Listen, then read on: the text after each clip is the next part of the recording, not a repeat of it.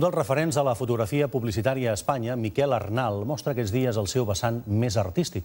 Fins al 7 de novembre es pot veure una selecció dels seus treballs, Works, des del 1992 fins ara a l'Ateneu de Caixa Laietana de Mataró. Són 4 sèries d'imatges en blanc i negre, sense cap retoc, dedicades al cos humà i a l'arquitectura contemporània. Els convidem a veure-les per acabar. Fins demà a les 2.